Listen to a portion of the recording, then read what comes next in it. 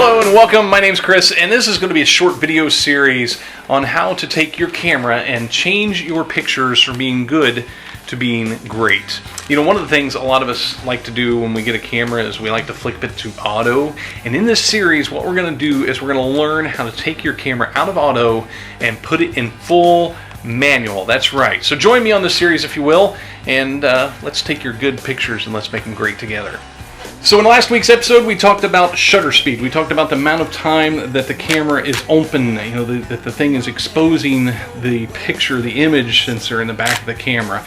This week we're going to talk about aperture. Now, depending on your camera, of course you do have to have this thing in manual, but depending on your camera, you may have a wheel here in the front of the camera that adjusts your aperture, or if your camera does not have a front wheel and a back wheel, if it only has a back wheel, there's probably a button somewhere that you push, probably on top of the camera, that will allow that wheel to adjust your aperture setting.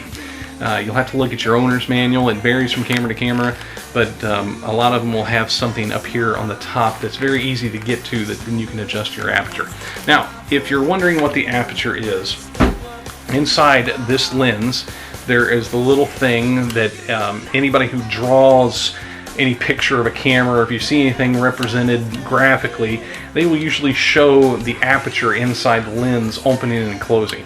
Now what that does, if you are taking a picture with that aperture wide open, and that is usually the lowest rating on your lens.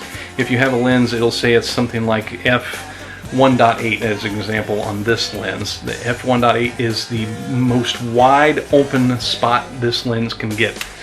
Now, as you take a picture, of course, you're allowing light to travel through the lens into the image sensor. If I have that aperture wide open and it's not even closing down any at all the light that is available to come through that lens into the camera is going to make it. If I close down that aperture or go with a higher f-stop, then I am restricting the amount of light that is coming through that lens. Now, why would I want to do that? Well, there's a few reasons why you would want to do that. Now, there's some other settings that we're going to talk about in other videos in this series that will impact all of this. Your shutter speed is part of this, your aperture, and all these things work together. But what the aperture does, as you restrict it down, it's going to let less light come through. Let's say you're outside and it's a very bright day and you're going to overexpose the picture. Now you can speed up your shutter, as we talked about in a previous video, but you can also bring the aperture down to allow less light come through and maybe not overexpose your picture.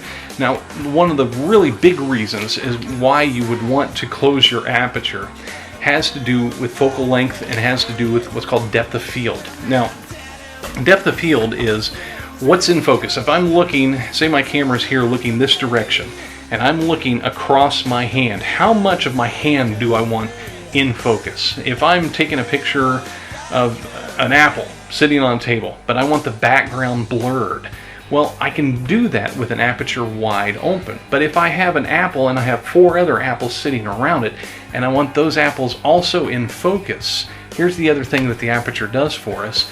The more we close that aperture down, the deeper our depth of field becomes, the more things that will be in focus. So if I have 3 apples in a line and I want to focus on the front one, I can open up my aperture all the way and just focus on the front apple. If I close my aperture down and maybe focus on the middle apple, when I take my picture, both the front apple and the back apple will also be in focus. Or if I'm in an outdoor setting, I have a picture of my wife and I in Chicago, and I handed the camera to my son after I set it all up, and what I did is I closed the aperture all the way as far as it would go down and set the camera up so that it could take a picture with that aperture closed all the way down. So not only were we in focus, but the Chicago skyline a half a mile away was also relatively in focus. So those are the things that you need to think about when you're thinking about where do I set my aperture? Well, what do you want the picture to do? Do you want to have one thing in focus with a really cool bokeh, a really cool blurred background? Or do I want a lot of things in focus? And you can alter that based on the situation, based on what you're looking at, based on how much of a certain scenario or certain scenery you want in focus.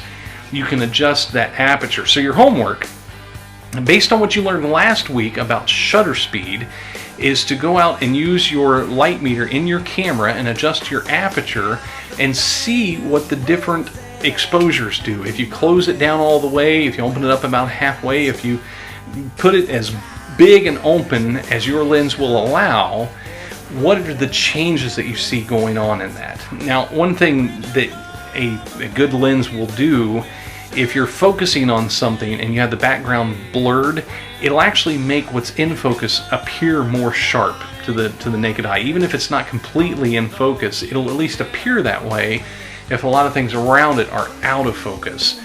So those are your creative thoughts. Those are your things to think about, and go out and do a little homework this week till next week's episode, where we will talk about ISO and what that means in your camera. So thank you for watching this week's on Aperture. If you want to click right here, you can go back to last week's video where we talked about our shutter speed and the effects that it has on your images. Thanks for watching, and take care.